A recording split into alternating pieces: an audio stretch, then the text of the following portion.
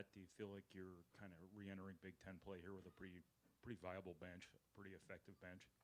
Yeah, it's good for those guys to get experience and, have success. Sometimes it's hard when you're not sharing minutes and you're playing less. It's kind of like Jack Benner's situation in the first half. You make 2 threes, you play 5 minutes, and you get taken out, right? But it's something that we talk about, like you're not getting taken out as much as Trakoff and Wren's going back in. And you got to digest that and understand that and stay in good spirits and just be ready to play. But, to have the guys, Daniel, Jakari, Jack, Omer, that come off the bench that get consistent minutes, even though it can be anywhere from 10 to 25, it's to have the skill set that we have, the length with Daniel, really helps us, really helps our spacing, helps us offensively. And but it also, like, you got to worry about today. Today's the most important thing. But we do have a program where tomorrow is important too. And so to be able to be good right now and then be good the next year and hopefully the next year and on down the line, like that's something that's very important. Hey, Matt. Tommy in the house gets a nice applause before the game, gets introduced. But what's it like for you? You have these kids that come here play basketball for you, but you're teaching them and mentoring them to be coaches also. What does that mean to you to see these young guys you're mentoring go along to get in the profession? Yeah, it's great. They, when Mike Bobinski came in and gave us the GAs, it was great because all of our GAs have been former players except one person. And so for someone like Tommy to be able to come in and help our program and be a GA and now get a full-time spot with Rob at Kent State and then grow, it's, those opportunities as GAs is important because it's hard to get jobs. And now if they get some experience, they get their masters, then they find out, like, do they really want to do it? So I tried to talk him out of it. I tried to talk Tommy out of coaching. I told him to have a normal life and get Colts tickets and get Pacers tickets and just just tailgate and have a hell of a life, you know what I mean? And he did it for a year, and then he wanted back. So we took him on. He can be miserable with us. So, but no, he was great for us. He was great for Zach Edey. He put in a lot of time with Zach, and he's doing some good work there. And that's what you want, man. You just want that next opportunity and keep growing. And Rob's been really, really successful at Kent State, so you want to go to a good program and learn and just keep learning and keep getting better. I know you don't love general questions, but are you more satisfied, confident, whatever, right now defensively with where you guys are going into Big Ten play than you were 3 weeks ago? Well, we just had one bad half. We didn't have a bad first half against Iowa State. We had one bad half. And but I think a lot of that had to do with how good they are. And then we turned the ball over 10 times. So we didn't help ourselves defensively because they're playing in transition after our turnovers. And but no, we've done some good things, but we got a long way to go. We got a long way to go, but we've made some strides here in the last 3 weeks defensively to be able to just string those games together and keeping people under, 60, at 60 points or, and under that. So, but yeah, we got our ability to rebound really helps us.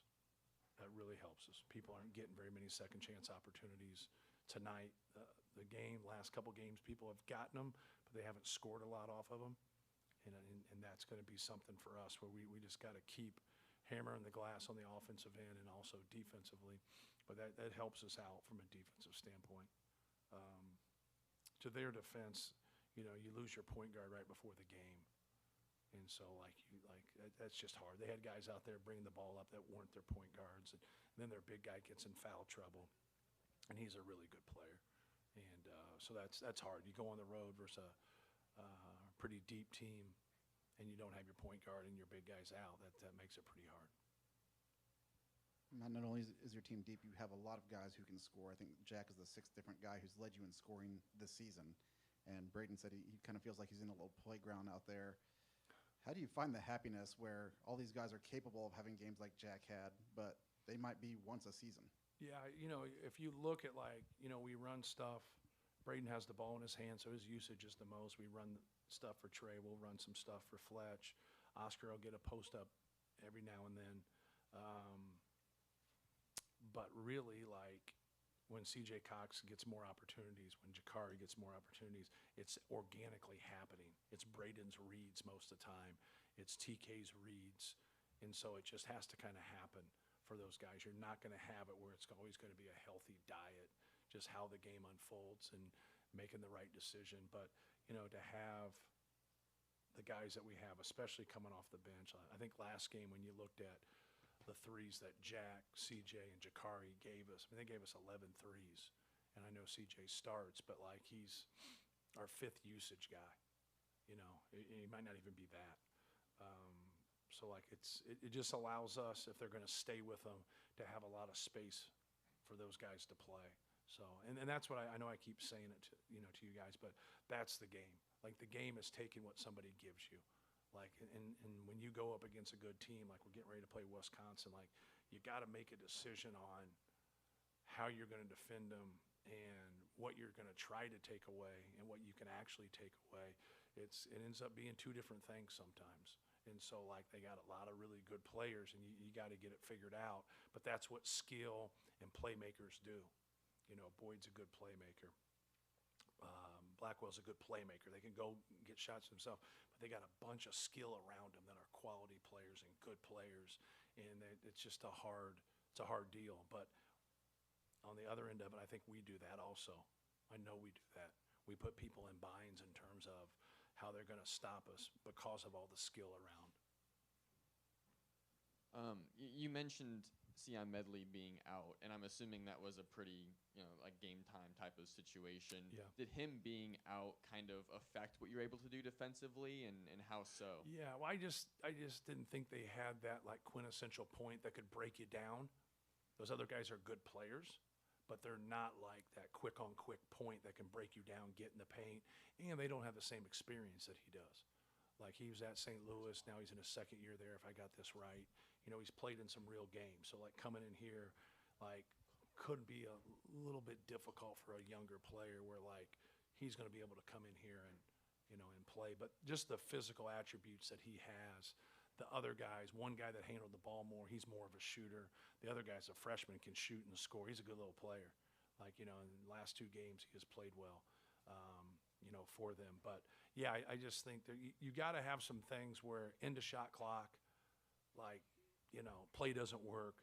Who's going to break their man down and go get a basket for you? Who's going to break their man down and create a double team where you can spray it out? And, he does that for them. So, and then with Gillespie being out in the first half, then that obviously that didn't help because he's a stud, man. He's, you can say what you want about a lot of different aspects of the game, but you get those guys that can get you 13 rebounds a game. You can't play them enough. That's how important rebounding is. Hey, Matt, I'll ask the question. Coach Izzo was pretty vocal this week about an NBA guy kind of getting eligibility to play in college basketball. What's kind of your take on that? Yeah, we just want to know the rules so we can abide by them.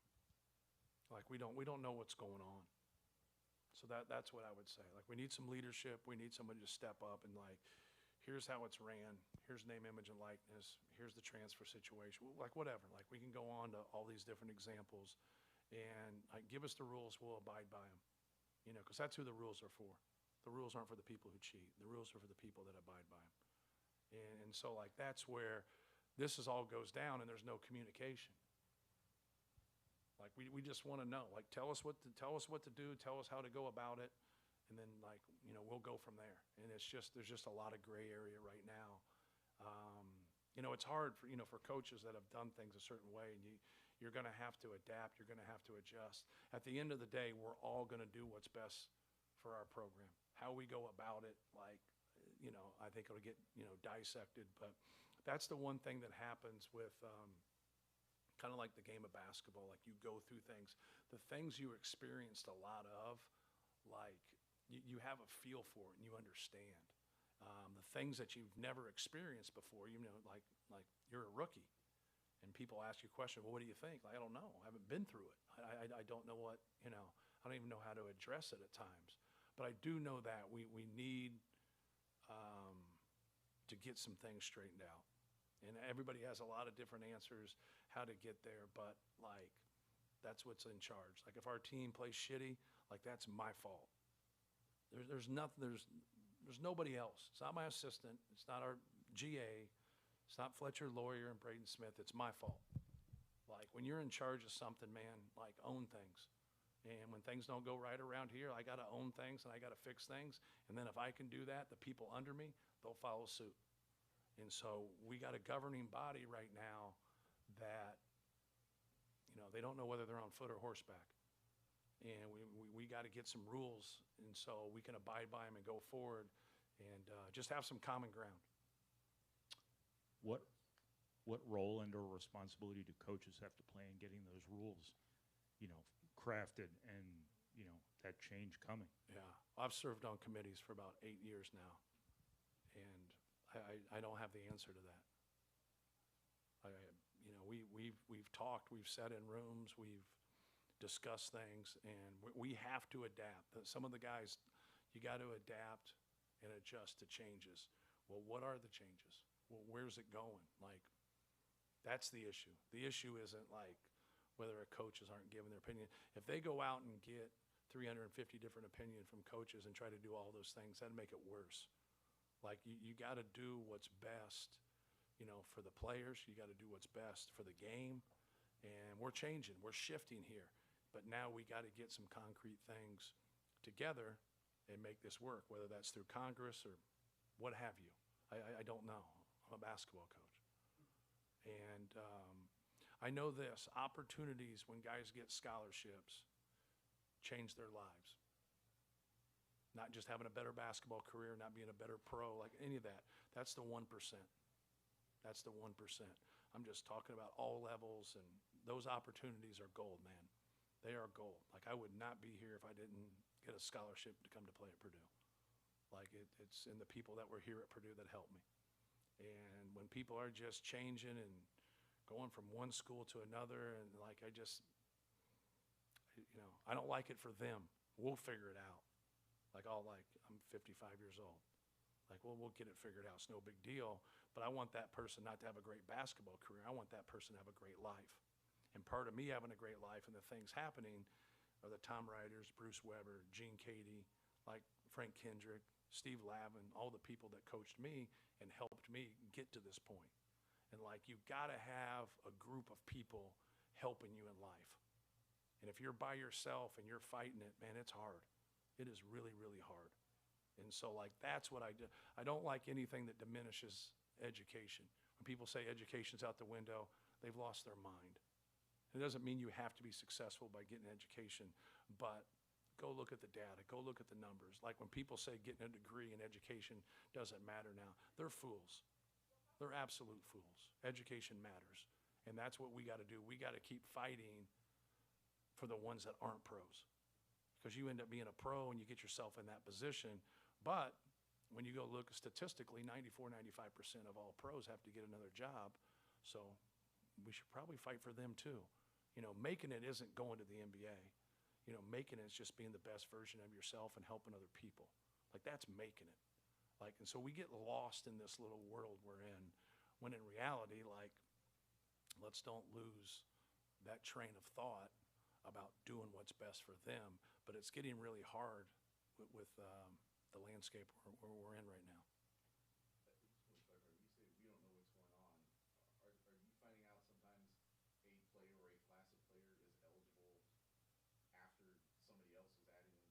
Yeah, I'm not swimming in that pond right now, so it's easy for me. I'm not asking those questions. Yeah, I could care less. But it is, when you sit on committees and you do things, you can't think about yourself. You can't think about the Big Ten. You can't think about high major. You got to think about everybody, because it involves everybody. You got to think about Division III and NAI and Division II and low majors and mid majors, and because, you know, they're important too. And when people talk publicly, they talk about high major basketball and elite players. Well, that's a pretty small percentage. There's a lot of basketball players out there, and that's why we got to have some consistency here. Cool. Thank you. Yep.